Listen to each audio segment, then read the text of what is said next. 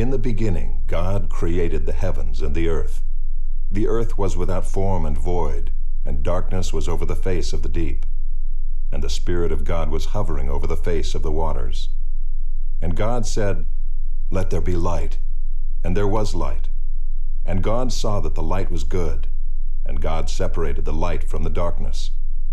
God called the light day, and the darkness he called night. And there was evening and there was morning, the first day. And God said, "Let there be an expanse in the midst of the waters, and let it separate the waters from the waters."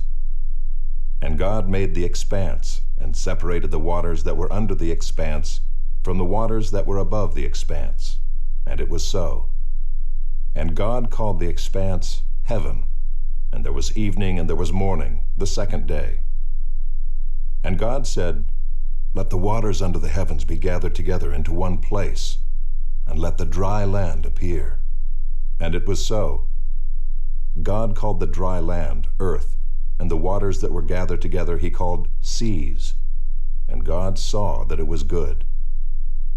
And God said, "Let the earth sprout vegetation, plants yielding seed, and fruit trees bearing fruit in which is their seed, each according to its kind on the earth."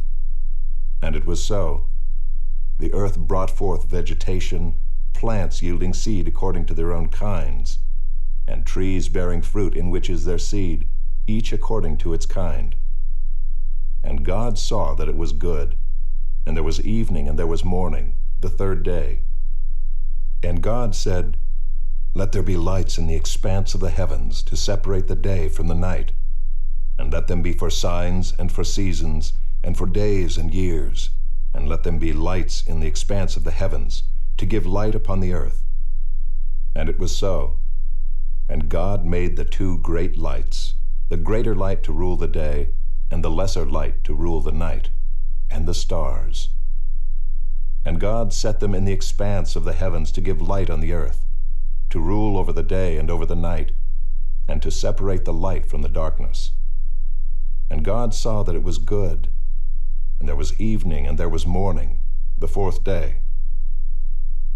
And God said, "Let the waters swarm with swarms of living creatures, and let birds fly above the earth across the expanse of the heavens." So God created the great sea creatures and every living creature that moves, with which the waters swarm, according to their kinds, and every winged bird according to its kind. And God saw that it was good.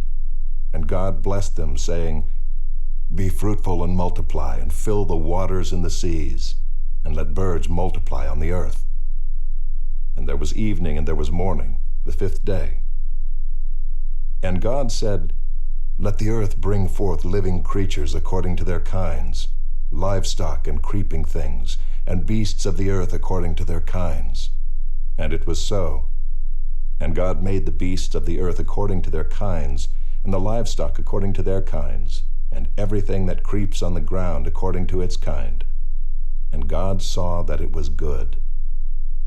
Then God said, "Let us make man in our image, after our likeness, and let them have dominion over the fish of the sea, and over the birds of the heavens, and over the livestock, and over all the earth, and over every creeping thing that creeps on the earth."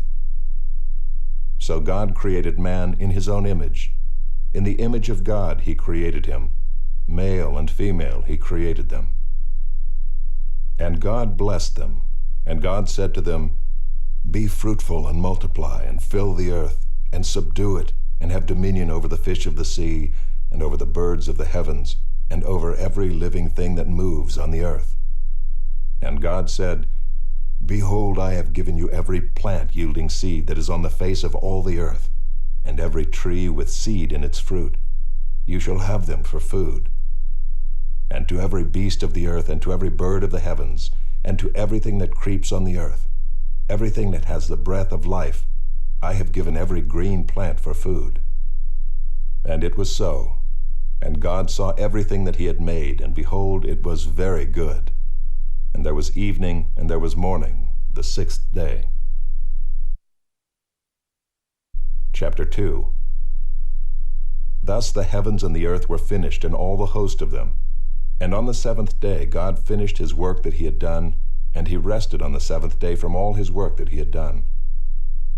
So God blessed the seventh day and made it holy, because on it God rested from all his work that he had done in creation.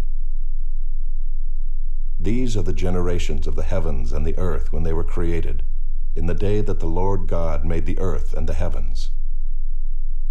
When no bush of the field was yet in the land, and no small plant of the field had yet sprung up, for the Lord God had not caused it to rain on the land, and there was no man to work the ground, and a mist was going up from the land and was watering the whole face of the ground.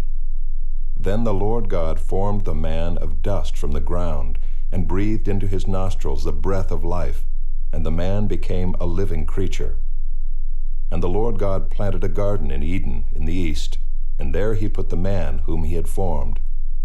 And out of the ground the Lord God made to spring up every tree that is pleasant to the sight, and good for food.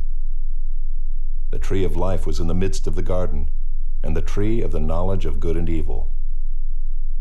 A river flowed out of Eden to water the garden, and there it divided and became 4 rivers. The name of the first is the Pishon. It is the one that flowed around the whole land of Havilah, where there is gold. And the gold of that land is good, bdellium and onyx stone are there. The name of the second river is the Gihon. It is the one that flowed around the whole land of Cush. And the name of the third river is the Tigris, which flows east of Assyria. And the fourth river is the Euphrates. The Lord God took the man and put him in the Garden of Eden to work it and keep it. And the Lord God commanded the man, saying, You may surely eat of every tree of the garden, but of the tree of the knowledge of good and evil you shall not eat, for in the day that you eat of it you shall surely die.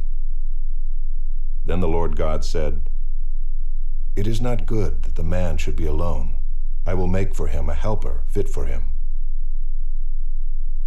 Now out of the ground the Lord God had formed every beast of the field and every bird of the heavens, and brought them to the man to see what he would call them. And whatever the man called every living creature, that was its name.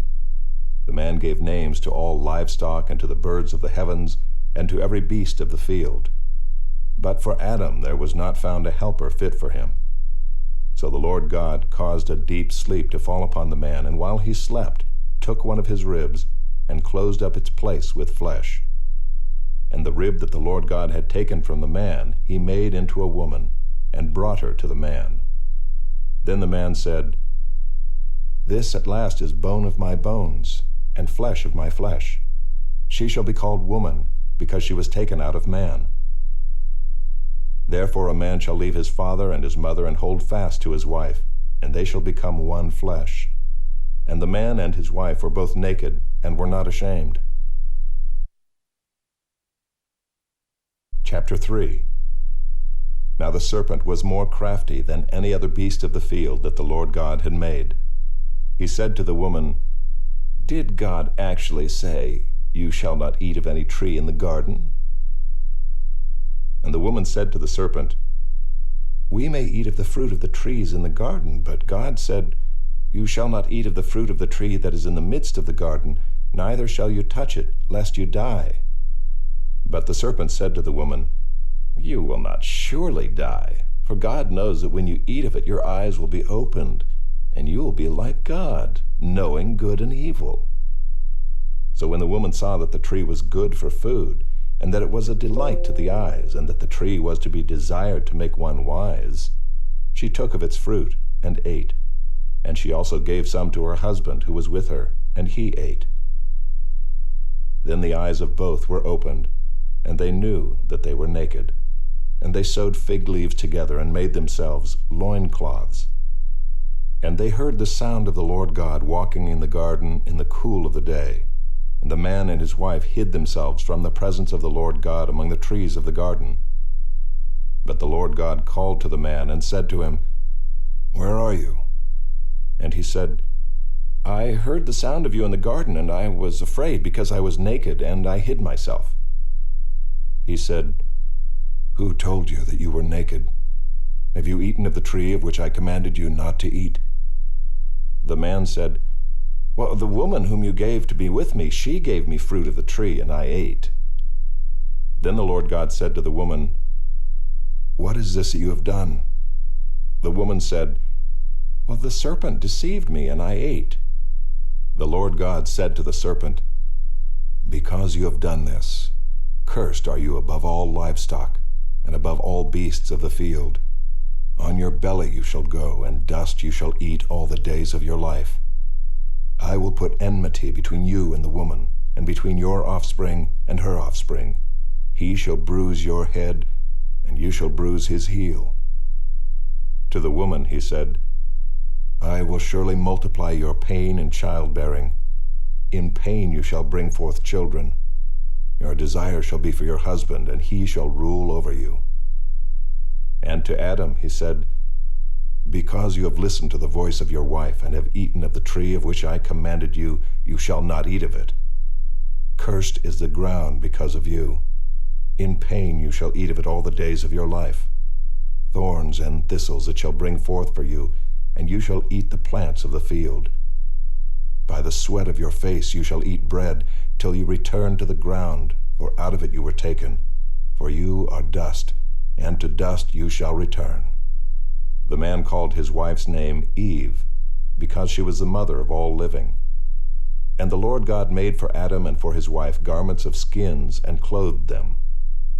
Then the Lord God said, "Behold, the man has become like one of us in knowing good and evil.